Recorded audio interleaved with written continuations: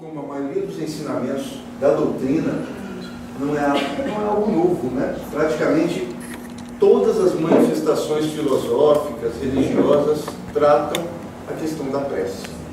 Cada uma da sua forma, da sua maneira. Mas a doutrina também estuda este tema dentro do capítulo 25 do Evangelho segundo o Espiritismo, onde ele trata o buscar e achareis. Ele começa a tratar o tema com os subtítulos aqui: ajuda-te a ti mesmo e o céu te ajudará, observai os pássaros do céu e não vos fadigueis pela posse do ouro. Então, a primeira referência é o Evangelho segundo o Espiritismo. Na verdade, a primeira referência é o Livro dos Espíritos, né?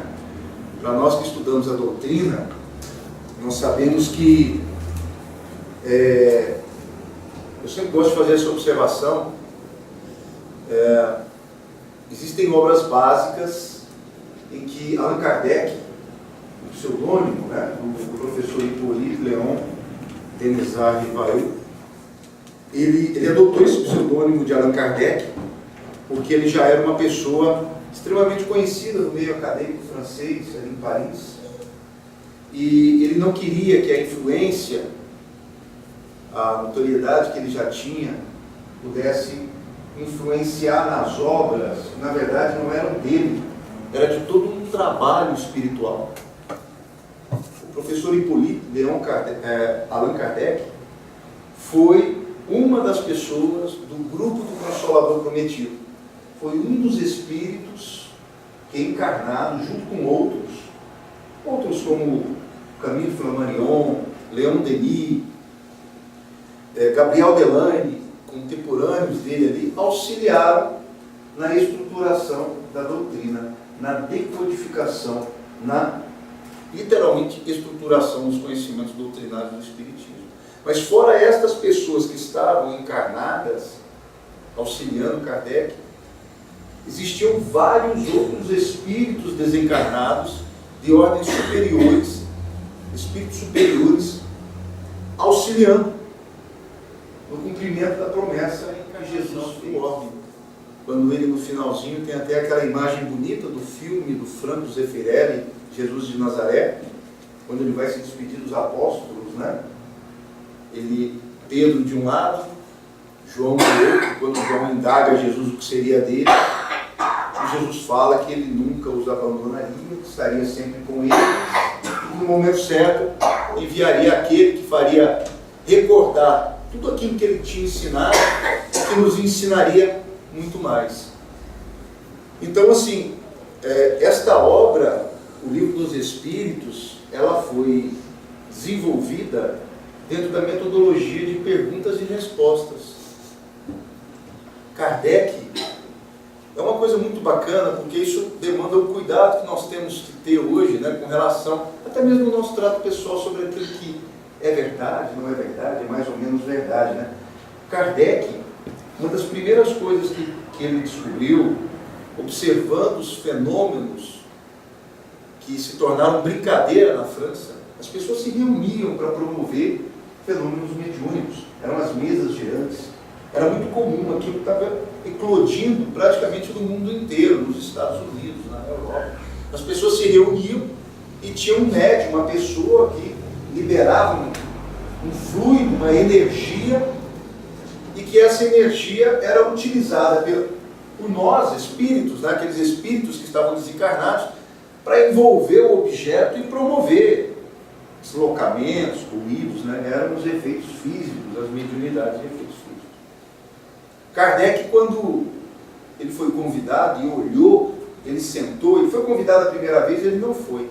A segunda vez, um ano depois, mais ou menos, ele foi convidado e ele ficou indignado porque o amigo dele falou que as mesas agora respondiam perguntas. E ele ficou indignado porque ele falou: olha, prova para mim que uma mesa tem cérebro, tem músculos, que ela é capaz de responder perguntas, né, que eu vou aceitar isso de uma forma tranquila. E ele foi na reunião. E lá na reunião, ele, sentado provavelmente num canto, né, e a mesinha e as pessoas ali acostumadas, era uma reunião assim que, apesar das experimentações serem típicas da época, eram pessoas um pouco mais sérias. Ele conhecia, né, a índole daquelas pessoas. E foi exatamente isso que fez com que ele fosse lá, porque Kardec era uma pessoa muito séria. Era um estudioso, então não perdia tempo com frivolidades, com curiosidades. E ele ficou num canto observando aquilo de fora. E anotando. E ele fez isso várias reuniões. E a primeira conclusão que Kardec chegou é que quem promovia aqueles fenômenos não eram anjos, não eram demônios, eram aquilo que nós chamamos, né, que ele chamou e que nós chamamos de espíritos. Eram homens e mulheres desencarnados, pessoas como eu e vocês, que não tinham corpo físico e que estavam ali e que utilizavam da energia de alguém, de um médium, para promover aquele fenômeno. Então a primeira coisa, ele descobriu que era um homem e uma mulher desencarnada. Então ele descobriu que a opinião daquele espírito não poderia valer mais do que a opinião também de um homem e uma mulher. Então o fato do espírito estar desencarnado não significava que ele poderia se manifestar através de algum médium, responder uma pergunta e eu adotar aquela pergunta como verdade absoluta. Eu tinha que testar aquilo que o espírito estava falando, assim como eu testo algo que alguém vem contar para mim. Principalmente quando eu não conheço a pessoa. Ou é diferente com vocês? Qualquer pessoa que chega, faz uma afirmativa para você, no mínimo você não vai falar que é mentira, mas você fica cauteloso, né? Vamos verificar. E Kardec, dentro desses estudos, ele tomou um cuidado muito grande no desenvolvimento dessas obras aqui.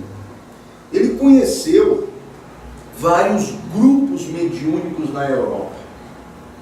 Se eu não me engano, 10 grupos. E ele formulava esta pergunta, ele formulava uma pergunta, como aqui do Livro dos Espíritos, e mandava por carta para cada um desses grupos.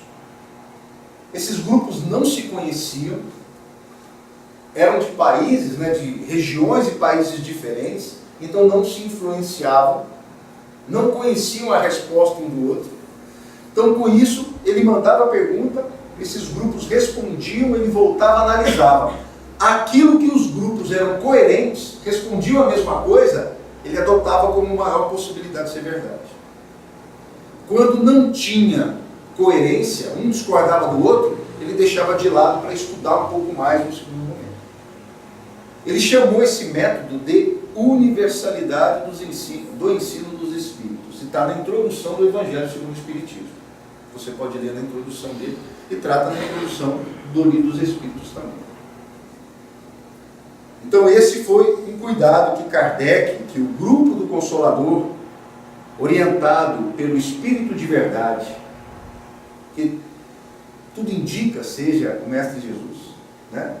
Tudo indica que seja o Mestre Jesus, o grande orientador desse grupo e Espírito protetor de Kardec, que o auxiliava, principalmente nos devaneios dele. Às vezes Kardec estava pensando uma pergunta, estava indo de uma forma errada no escritório dele, o Espírito de Verdade promovia algum tipo, ou não ele, mas um emissário, um auxiliar, alguém que estava ajudando Kardec, encontrava uma forma de chamar a atenção de Kardec para que ele deixasse aquilo, pensasse de uma forma mais cuidadosa, não escrevesse aquilo daquele jeito, só para se ter cuidado com aquilo que estava sendo editado, tratado como Espiritismo.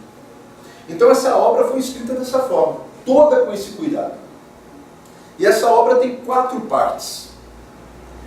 A primeira parte dela é muito bacana, fala do princípio das coisas, fala da origem, fala de Deus.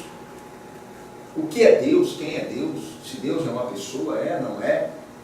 O que é? Quais os atributos que esse algo, esse Deus tem que ter para ser Deus? Trata da origem de nós, espíritos. Origem, né? Através do princípio espiritual, do princípio material. Fala da origem da matéria, da origem dos espíritos, fala de Deus, fala da evolução. Evidentemente, adotando algumas coisas, adotando da ciência da época. Aliás, uma época que a ciência estava aflorando, o iluminismo estava muito forte, as ideias racionalistas, positivistas, os métodos, né, científicos surgiam. Então Kardec estava utilizando desses métodos, né, exatamente para estruturar o pensamento da doutrina, principalmente numa época em que se falava que Deus tinha morrido, que Deus não se fazia mais necessário, que as equações de Newton sobre a mecânica do mundo, dos mundos, né, e Kepler, né, o grande matemático, astrônomo, que descrevia os movimentos dos orbes, dos planetas, e que todo mundo falava que o universo era uma máquina, e que o homem dominara através da matemática essa máquina, se dizia que Deus era algo desnecessário. E os espíritos vieram e utilizaram exatamente desse método e dessa ciência, que é o positivismo, que trata da evolução, do progresso ordenado, para estruturar o pensamento espiritista. Trazer novamente a mensagem de Jesus, a mensagem de amor de Jesus, pautada no crivo da razão e da lógica, no crivo da fé raciocinada. Não daquela fé, por que você crê nisso? Eu creio porque creio. Não, eu creio por esta razão, por esta outra razão, porque as coisas são assim. E Kardec foi tão cuidadoso que ele falou assim, aquilo que você encontrar nas obras que contrarei, que vá contrariar a evolução, ou que contraria alguma pesquisa, de imediato, repense aquilo que está escrito. Reavalie. Reavalie aquilo que está.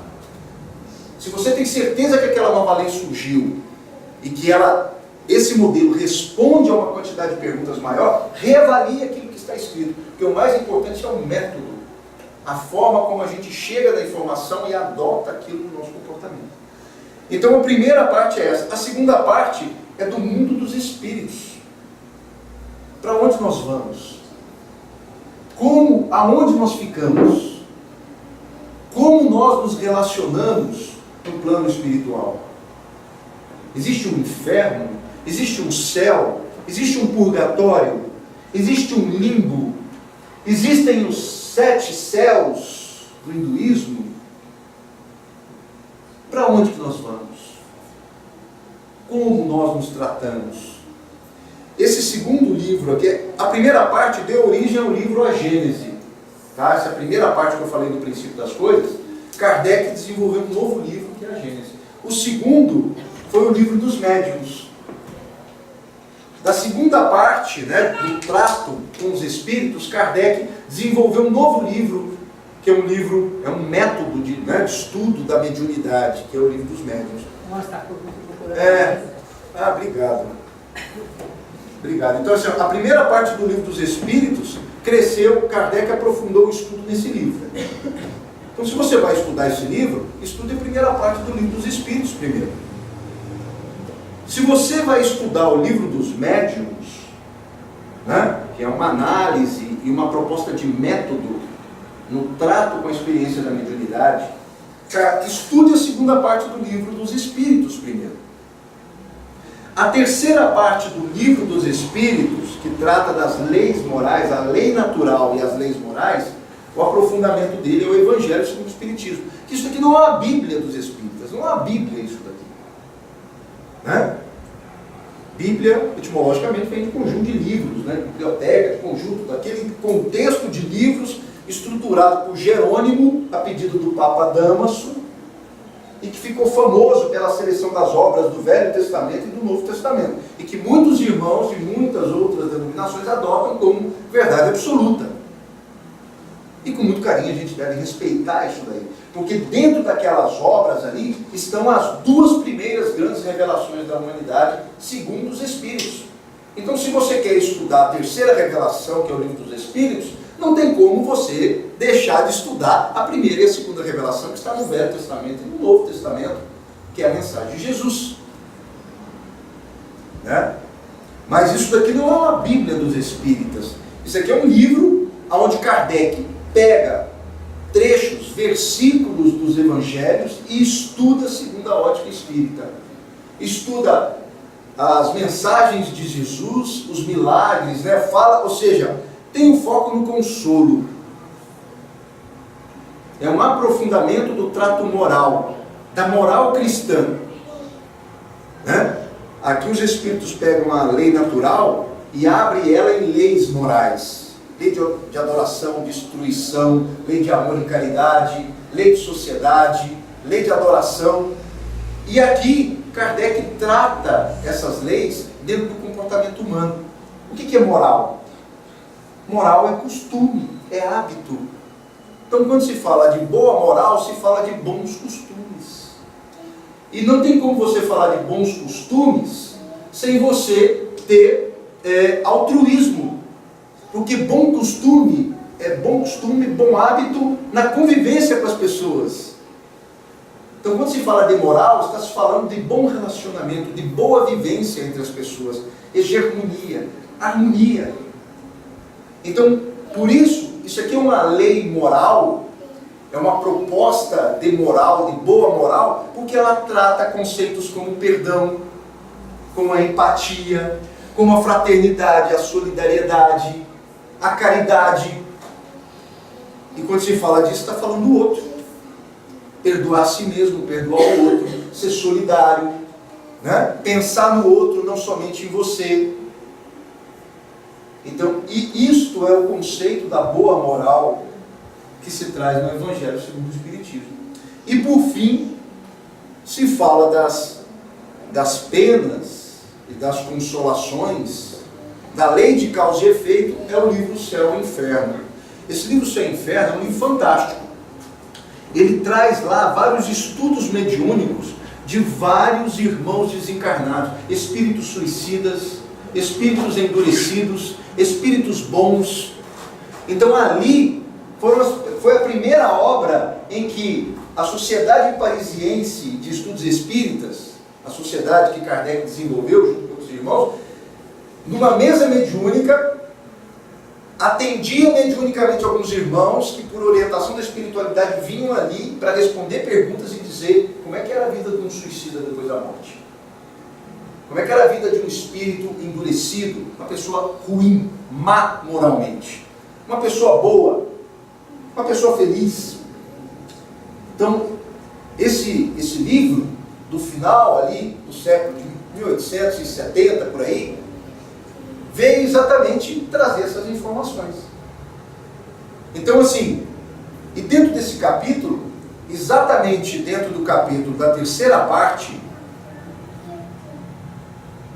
tem a lei de adoração. E a lei de adoração tem um capítulo especial sobre a prece. Agora deixa eu achar aí que eu fechei. Lei de adoração, achei.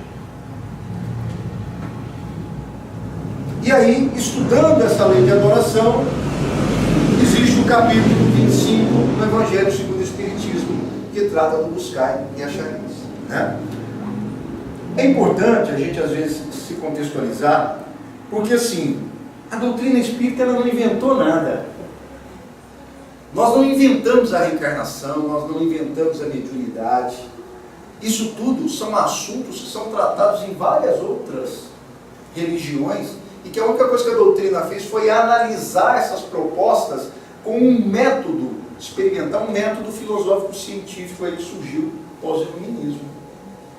Estudou a reencarnação, estudou o fenômeno mediúnico, classificou, estudou qual é o nível evolutivo de nós espíritos, como nós somos criados, como nós evoluímos, até que ponto nós podemos entender que nós vamos chegar. Então isto é a doutrina espírita, né? E o principal, sob a ótica de amor de Jesus, sob a ótica do perdão. A doutrina espírita, para que serve? Né? Existe uma tríade, que é filosofia, ciência e religião. Filosofia, ela incentiva a filosofia para que você questione a sua condição. Por que você sofre? Por que você tem uma situação tão atribulada dentro do lar? As suas dificuldades com os seus familiares, nos relacionamentos profissionais, com as pessoas, com as amizades, as dificuldades físicas que você está passando, enfrentando. Porque eu tenho determinada dificuldade no campo biológico, né, uma doença, ou estou passando por uma provação, uma doença dentro do campo psicológico, uma depressão, um câncer. A filosofia da doutrina instiga você exatamente a se questionar do porquê que você está passando por isso. E tentar procurar racionalizar, entender a razão. Porque quando a gente entende a razão, o porquê, a gente encontra uma motivação, nós entendemos, né? Passamos a ter um objetivo, a gente consegue ter força para resistir a algumas dificuldades. É como uma brincadeira, é como estudar. Né? Estudar não é fácil. A gente aprende a gostar de estudar, mas estudar demanda muito sacrifício. Você passar uma vida indo para uma escola, voltando para você poder conseguir um título, para você poder conseguir um trabalho, e depois você está no trabalho, você tem que continuar estudando. Não é difícil? Quantas noites você deixou de ficar com a sua família, com seus amigos? Não é verdade? Mas, no entanto, você resiste a isto. Por quê? Porque você vê claro uma motivação. Você sabe que você precisa enfrentar aquela dificuldade, fazer aquilo, porque você vai conseguir algumas coisas que são importantes na sua qualidade de vida. Na sua qualidade de vida material e também emocional, psicológica e espiritual. Não é assim? Não é verdade? Criar um filho. Eu não sei se todo mundo é pai ou mãe aqui. Mas se você ama o teu filho, é um projeto de vida. Não é fácil criar um filho. Não é fácil criar um filho. Né? É um espírito, independente de você. Não é um pedaço de carne. Não é um pedacinho seu. É um pedacinho genético do corpo que você está usando nessa reencarnação. Mas é um espírito totalmente independente de você. É um ser único como você é. E com histórias seculares. Com diversas experiências ali, latentes, aguardando a hora de se manifestar. O jogo de cintura que você precisa ter para aproveitar o período que você precisa dar referências, educar. Quantas noites você perde, se é que perde, né? Ou ganha. Porque quando tem que se fazer bem feito por alguém que você ama, é você mesmo que tem que fazer. Então não é uma perda. Mas quantas noites você dedica em claro? Quanta coisa você deixa de comprar, de adquirir, que você sonhava, mas que teu filho necessita, e você entrega só de um sorriso, paga tudo. Paga tudo. Não é verdade? Quem não tem filhos tem sobrinhos, tem crianças pequenas, e sabe qual é a alegria, um sorriso de uma criança, principalmente quando você está ligado afetivamente àquela criança, não tem preço. Quando você... Né? Hoje em dia com as ONGs, tem uma ONG esses dias que eu estava passeando ali na 15 de novembro, ali, uma ONG que trabalha com a questão da proposta de você, como é que se fala? Apadrinhar uma criança carente. Né? Você não vai levar a criança para casa, não vai adotar. Evidente que um dos objetivos pode ser a adoção. Mas de você chegar no orfanato, né? E apadrinhar uma criança. Virar o padrinho dessa criança. Todo mundo, mesmo não sendo católico, por exemplo, eu já estou na doutrina há 25 anos. A minha filha, né, nasceu no lar espírita. Eu e minha esposa somos espíritas. Então, muitos sacramentos da igreja que eu participei de ter tido uma criação católica, e que respeito, e que é belíssimo, não tem um significado para mim mais. Então, por exemplo, ela não é batizada, não tem porquê, não existe esse contexto do batismo, né? A gente respeita, mas para mim não tem o significado que tem, por exemplo, para o meu irmão mais novo, que é católico, assíduo e praticante. Mas o que significa, quando você pega, por exemplo, uma criança dessa, a proposta do apadrinhamento, o que é? É de você substituir os pais, auxiliar os pais. Não é essa? Lá para o católico, aquele que se torna padrinho é aquele que, na falta dos pais, vai acolher a criança. Então, essa é uma proposta muito bela. Isso não tem religião. Isso é belíssimo. É belíssima a proposta. Então, você poder ir numa comunidade carente, ou dentro de um orfanato, e você virar para uma criança e falar assim: eu vou ser o teu padrinho a partir de agora. Não significa que você vai custear 100% a criança, mas que você de repente vai ajudar ela com o objetivo escolar dela, incentivar ela à escola, vai comprar um uniformezinho, vai dar o material escolar, que não é tanta coisa quanto a gente dá para o nosso filho, que a gente infelizmente exagera com os nossos filhos. Nós exageramos com os nossos filhos. Eu falo isso para minha esposa toda hora. Eu assim, pelo amor de Deus, vamos manter o pé no chão, o pé na simplicidade. Né? Eu com 13 anos de idade, 9 anos de idade, né? Eu nasci em 71. 79 eu ganhei meu primeiro brinquedo de plástico. Era um trator, gente, de plástico. A gente tinha poucos brinquedos. Muitos aqui, quem tem mais de 40 anos, pode lembrar um pouco dessa situação. Eu usava roupa feita em costureira. Não ia nas mesclas da vida uns anos atrás, ou nas C&As de hoje, a gente compra roupa de bacia, né? Ou vai na Renner, ou quem pode mais, vai na Louis Vuitton, vai, né? Na Prada, vai aonde for aí, né?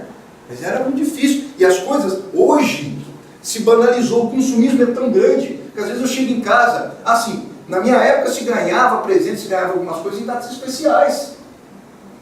Hoje em dia parece que a criança visitou a avó está dando brinquedo para a criança, está achando que está educando a criança. A gente sai na rua, volta de casa, vem com meia dúzia de brinquedos e acha que está educando a criança.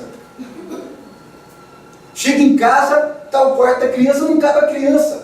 Só tem um monte de chuckzinho para tudo quanto é lado, lá aqueles bonequinhos para tudo quanto é lado. Então nós perdemos a referência, né, alguns conceitos, alguns valores a gente perdeu. A gente está perdendo. E por isso nós estamos nesse caos, desse consumismo absurdo, que não vai por muito tempo. Não vai por muito tempo. Por exemplo, a água. Aí, podem ter certeza, energia elétrica e água, nós vamos ter uma mudança de hábito assustadora e abrupta nos próximos 10 anos. Não tenho dúvida disso. Eu sou da época que se jogava água para todo quanto é lado, tomava banho de mangueira, lavava carro, jogava, lavava a rua. Acabou esse tipo de coisa, gente. Quem fez errado, fez. Agora, graças a Deus, vai começar a fazer certo pela escassez. Né?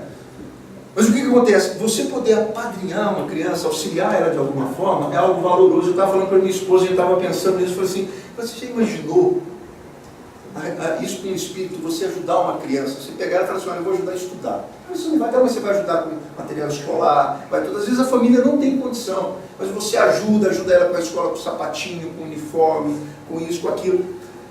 Você imaginou o que significa isso quando essa criança formar? Quando ela arrumar um trabalho? E ela mudar a família dela com o trabalho dela? E ela ter filhos, e os filhos dele serem o resultado desse trabalho que você fez há 25 anos atrás. Esse significado de amor, gente, muitos de nós aqui não temos essa ideia. Porque nós nos perdemos nas nossas dificuldades ou com o nosso umbigo. A gente acha que sofre mais do que todo mundo.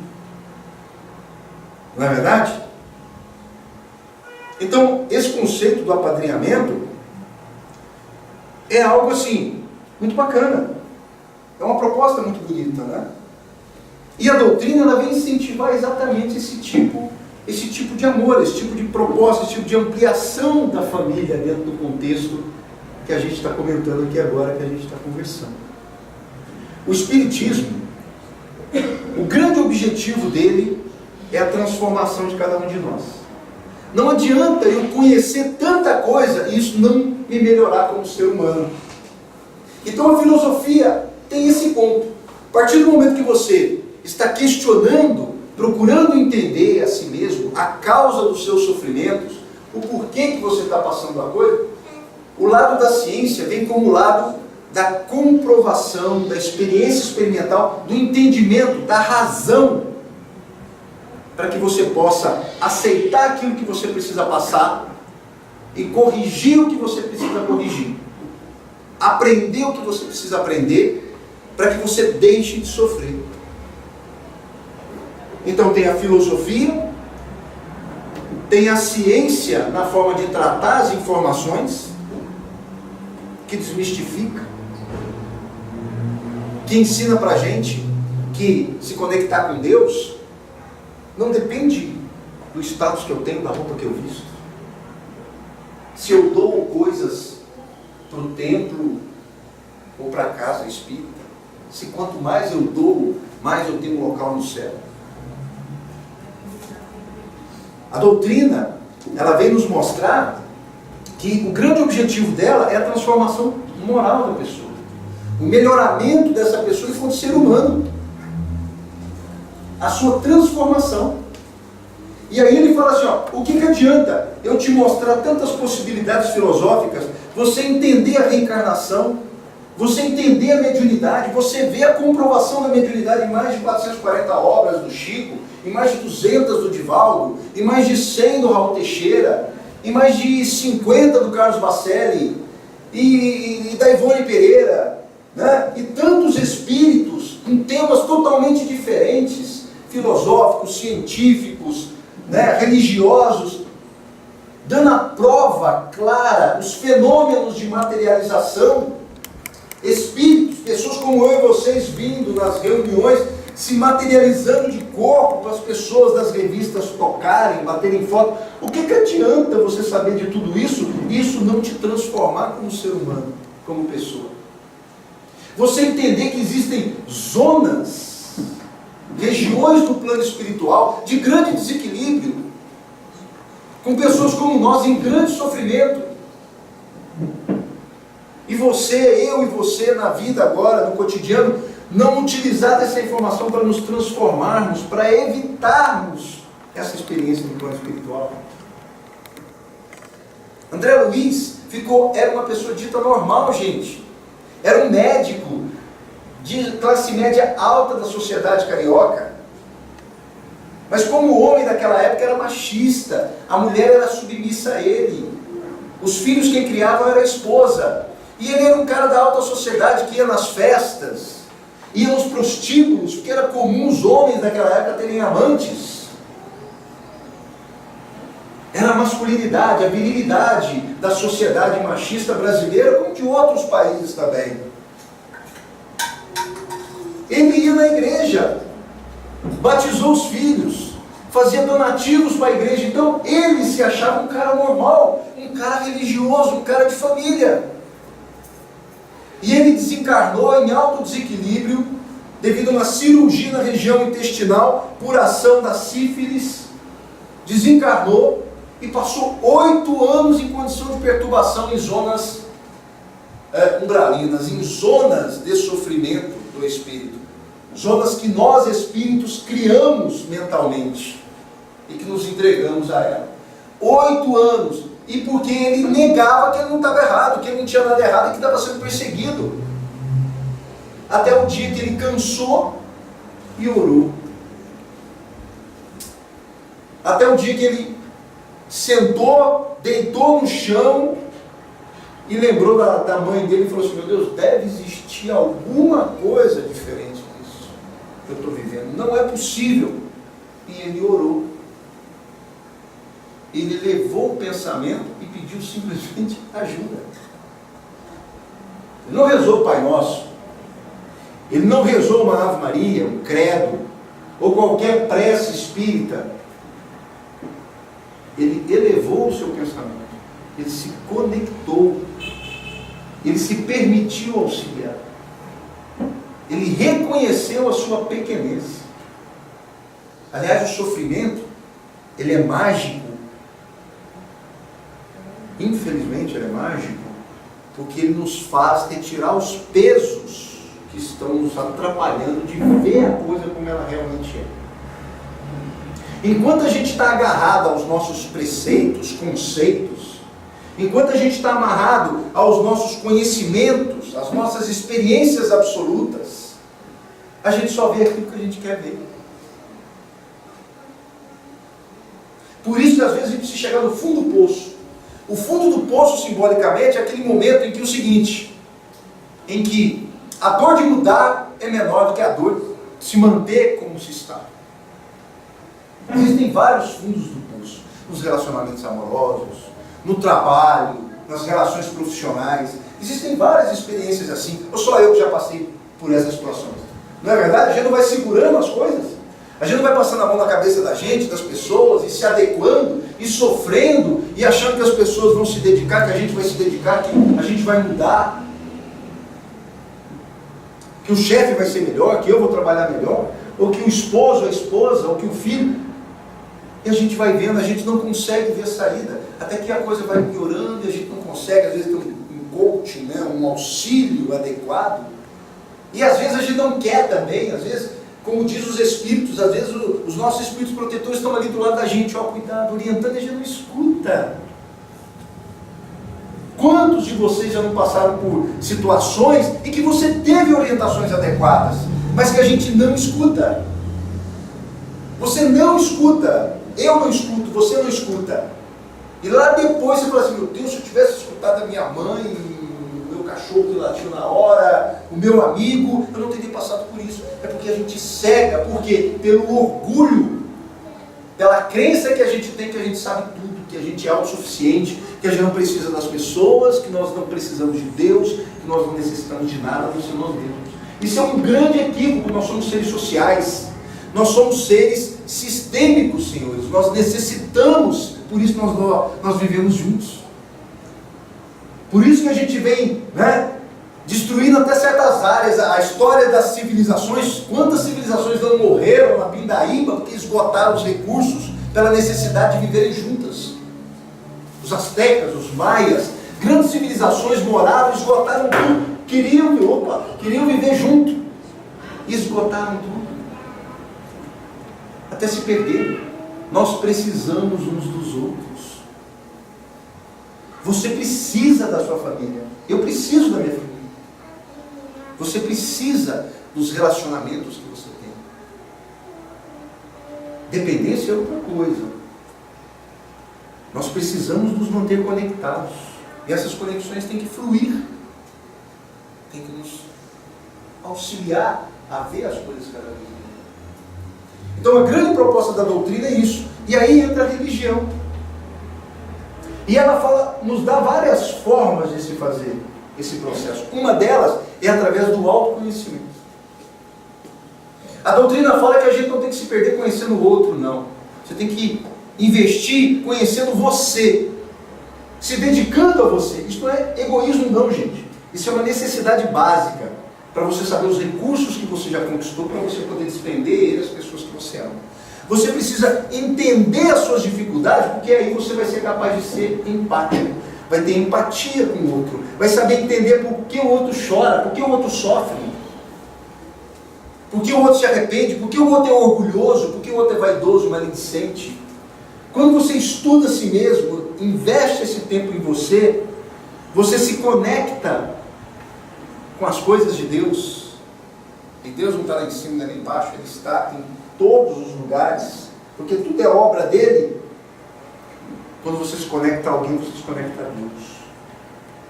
Aquela pessoa não é partezinha de Deus, que aí já seria outra coisa, mas ele é uma criatura de Deus, é a manifestação do amor de Deus. E por isso Jesus falava, quando tu fizeres algo, alguém que sofre, vai estar fazendo a mim. Não que Jesus seja Deus. Jesus é um espírito como nós, que cresceu, evoluiu e que todos nós atingiremos essa condição. Mas Jesus é um exemplo de um espírito mais próximo que nós podemos entender daquilo que nós chamamos de Deus. Jesus é um exemplo máximo para a gente. Tanto é que a gente não consegue nem separar as virtudes de Jesus de Deus, apesar de Jesus estar ser infinitamente inferior a Deus, porque Deus é o absoluto. E Jesus, apesar da grandiosidade dele, ainda está no relativo. E nós estamos ainda muito mais no relativo, né? Há 4,5 bilhões de anos atrás, Jesus era um espírito puro. Há 4,5 bilhões de anos atrás, quando o planeta estava sendo estruturado dentro do sistema solar.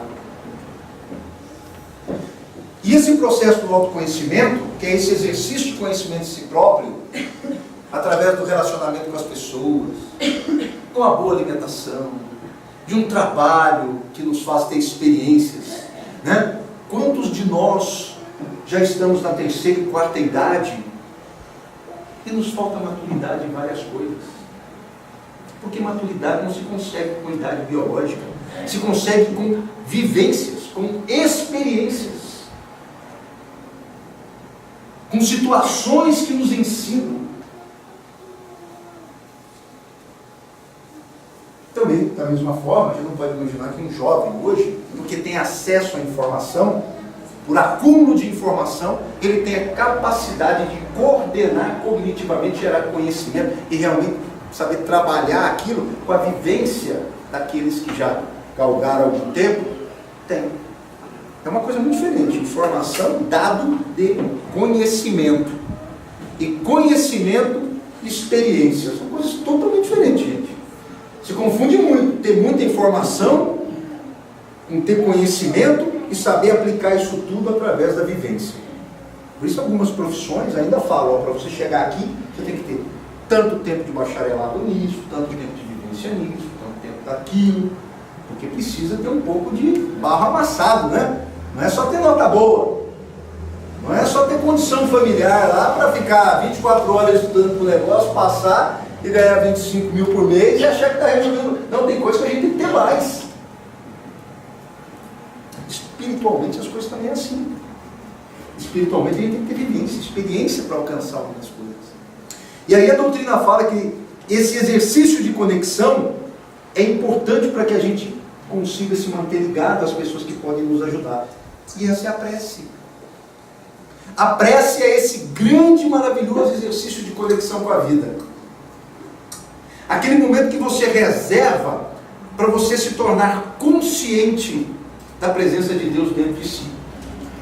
E a prece, como o próprio Livro dos Espíritos coloca, ele não está numa repetição ordenada, coordenada de algum ritual, seja verbal, seja por vestimenta, né? Aquela ritualística de movimento. A prece, ela simplesmente é a intenção fervorosa, aquela vontade que você tem de se conectar, de solicitar ajuda, de agradecer uma ajuda, ou de louvar por algo que você reconhece, né, que recebeu. O exercício da prece é um exercício de consciência, gente. Quanto mais você é consciente das situações que você está enfrentando, mais conectados a Deus você está, porque não surge revolta. Por exemplo, ano passado eu perdi uma prima de 23 anos, estava formando em engenharia, ela teve um câncer no joelho. Esse câncer foi na parte dura do osso, na parte mole, tem um nome lá. Não conseguiu amputar a tempo, a quimioterapia não respondeu, aquilo deu metástase e ela morreu com menos de um ano. Ela morreu com menos de um ano. Né? E a gente conversava bastante, via chat, às vezes eu ia em Goiás para conversar com ela, e ela falava assim, poxa, primo, porque a pessoa quando sofre, ela pode ter o conhecimento espiritual que for, mas a dor, gente, na hora que vem a dor, se a gente tiver a ajuda dos outros, a gente renega até que água existe, porque a dor provoca esse tipo de coisa na gente. A dor profunda e que já não está sendo tratada nem com morfina, ela nos fere de uma forma tão profunda que a gente nega tudo. A gente chega num momento que a gente fala assim, olha, eu aceito qualquer coisa, pelo amor de Deus, para essa dor passar. Eu tive dois, ela e mais um amigo de mocidade que morreu de condições assim, né, terminais, coincidentemente pelo mesmo tipo de câncer. Porque o câncer maltrata muito, né? Arranca, dilacera as pessoas, né? Tem alguns cânceres assim que são algo absurdo. O rosto, né? Membros, assim, vai... É como a hanseníase não tratada, né? Vai cortando a pessoa, vai tirando partes da pessoa. Isso é horroroso. Né? Eu lembro, eu trabalhava num grupo de... eu trabalhava num grupo em Goiânia de visita, de passe na casa de pessoas enfermas, né? E eu lembro uma vez que eu fui, já participava há alguns anos do grupo, e a gente sempre ia, semanalmente, ia na casa da pessoa para dar o passe, fazer o evangelho no lar e fazer a fluidoterapia, porque a pessoa não tinha condição de ir no centro espírita. E eu lembro que eu cheguei na casa do senhor que tinha câncer, né? E eu lembro que eu cheguei e ele já estava esperando na sala, tinha a maca dele, né? E ele estava com um paninho branco assim. Ele tinha tido câncer no rosto. E vinham retirando pedaços, ele já não tinha maxilar. Tudo com sonda, tudo. E eu lembro que eu vi aquilo assim, eu nunca esqueci. Eu sou da área de engenharia, não sou da área de saúde. né? Aliás, eu sou da área de saúde e até por causa disso eu me impressiono muito. Já tive algumas experiências de ter que socorrer pessoas. Na hora, realmente, Deus ajuda, a espiritualidade nos retira certa sensibilidade para fazer o que precisa. Mas eu, conscientemente, eu não consigo, né? E aquilo me impressionou de uma forma, né, que na hora eu comecei assim, a chorar, algo que eu não podia ter feito, né? Mas tamanho sofrimento daquele senhor. E o sofrimento é uma coisa absurda, gente. Quando você se vê numa situação de sofrimento que você não tem como melhorar, não tem como na reencarnação. E ela falava comigo assim, pô, primo, cara, a gente não tem caso de câncer na família, como é que uma situação dessa, 22 anos de idade, linda, né, com toda a pessoa que está saindo da adolescência, uma moça alta, linda, extremamente inteligente, bonita, aquela coisa toda, né, nos padrões de beleza que todo mundo busca e hoje, de forma até enlouquecida, e ela ali tendo amputado a perna, eu fui lá, a gente conversando, ela falou, pô, como é que pode um negócio desse? E eu falei assim, primo, isso é provacional. Tem coisas que em que a prece, ela tem que estar caracterizada na força que você precisa ter. No auxílio. E às vezes o resultado da prece está na família. A família da minha prima era conturbada e desequilibrada do meu tio mais novo. Quando ela teve o câncer, eles resolveram todos os problemas que eles tinham, se aproximaram. A minha prima desencarnou, mas gerou um novo momento na família dela. Acabou as brigas entre os irmãos, acabou a briga entre o pai deixou de beber, porque bebeu a vida inteira. E a não ser que vocês não tenham esse tipo de experiência na casa de vocês talvez não conseguem medir o efeito disso. E isso é prece. Isso é o resultado dos pedidos dela, porque tem situações que a gente tem que passar mesmo. E a gente tem que ter a hombridade, a responsabilidade de assumir as consequências das nossas opções. E isso é que a doutrina mostra. Nós fugimos do conhecimento às vezes, porque a gente quer continuar na ignorância, porque a ignorância privilegia. Tem situações de dor que a gente passa, ou todas as situações de dor que a gente passa, é responsabilidade minha e sua, e sua, e sua. Cada situação que você passa na sua vida é responsabilidade sua. Não é do seu marido, do seu filho, do seu cachorro, do seu patrão. É sua. E a prece, ela tem que estar associada a esse pedido de força para resistir isso daí, para mudar o que precisa ser mudado e aceitar o que não tem como ser mudado. Naquele momento a minha prima, ela tinha amputado a perna, ela estava com um câncer generalizado, pipocando, feito aquele filminho lindo dos garotos ali que estavam, não sei se vocês assistiram, Culpa das Estrelas. Já assistiram esse filme? Lindo filme, né? Pois é, minha prima morreu como aquele rapaz, pipocando tumores no pulmão dela. Eles tiveram que botar ela para dormir, que a morte dela deve ter sido algo apavorante, asfixiada, que estava explodindo os tumores malignos dentro, estava dando embolia, então assim, é algo, né? Pra gente que é algo pavoroso, né? Eu tenho certeza que a espiritualidade deu um amparo descomunal para pessoas assim. Descomunal. Mas eu virei para minha prima e falei assim, prima, às vezes a gente acha que Deus, que crê em Deus, é fazer com que Deus derrogue todas as leis que existem no universo por conta de uma vontade da gente. E às vezes a gente acha que a cura da gente está acontecendo, desculpa, porque emociona, né? Porque minha prima, desculpa. E a gente acha que a cura é a perna surgir do novo, né? A minha mãe não quer ser curada. É a perna, e não é. Ela curou a família dela, cara. Ela desencarnou, mas curou a família dela. E não tinha jeito de fazer a perna aparecer. Tem coisa que você tem que ter hombridade, sabe? Você tem que resistir.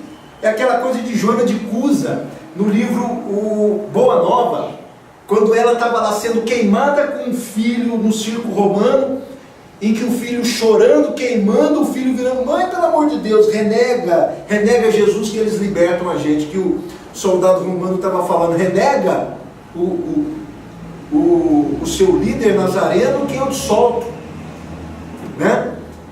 E aí Joana já tinha feito isso uma vez para poder seguir com a família dela, porque Jesus virou para ela e falou assim: ainda não é o seu momento.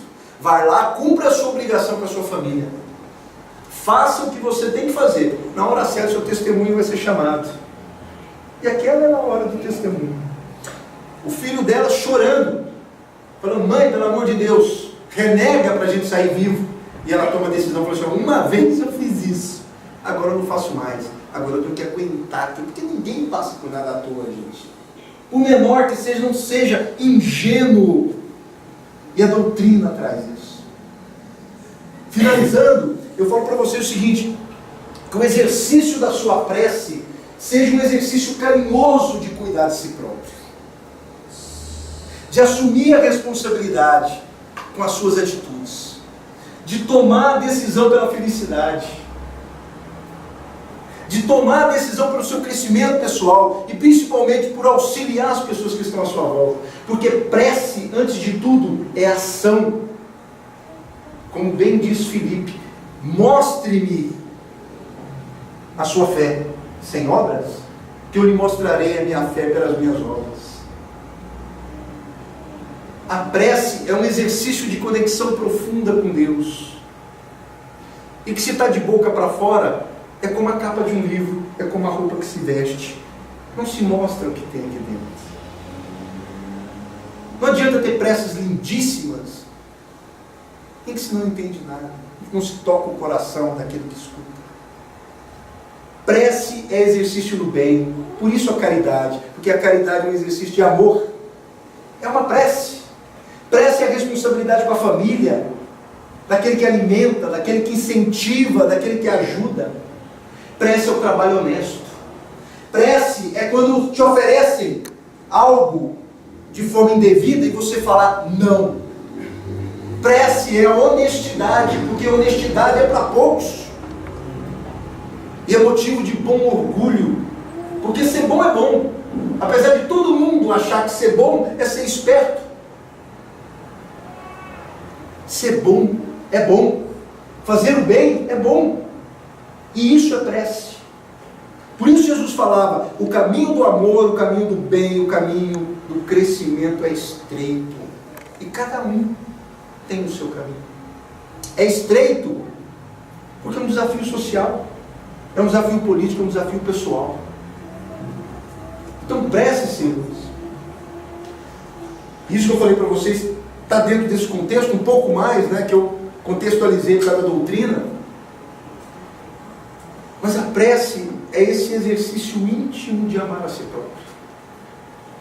Você, quando se ama, você ama a Deus, porque Deus está dentro de ti. E a coisa que Deus mais deseja é que você cuide com muito carinho de você. Porque quem cuida com carinho de si, cuida com carinho dos outros que estão à sua volta. É como bem falava, minha mãe fala ainda: meu filho, quem não é bom dentro de casa, não é bom na rua. Ele mente na rua. Ele disfarça na rua, até o momento em que ele dá o bote e mostra realmente quem ele é.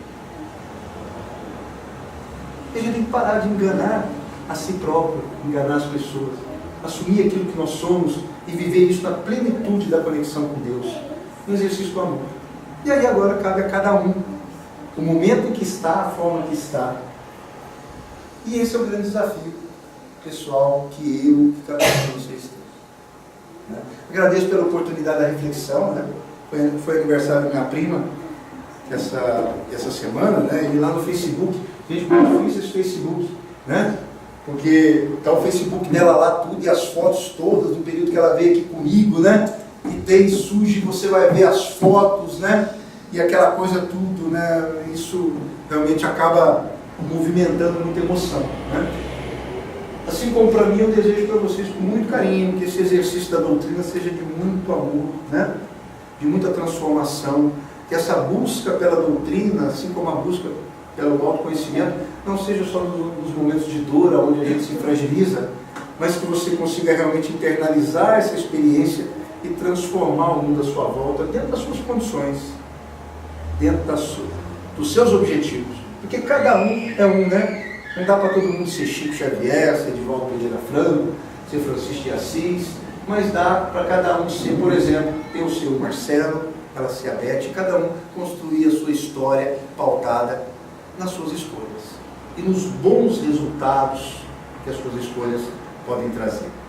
Bons resultados são aqueles, inclusive, fruto da reflexão, do arrependimento e da correção. Esses são os mais belos. Os mais belos porque são os geridos pela humildade. Jesus abençoe, tá? Obrigado a vocês pela oportunidade. Um bom final de semana para todo mundo.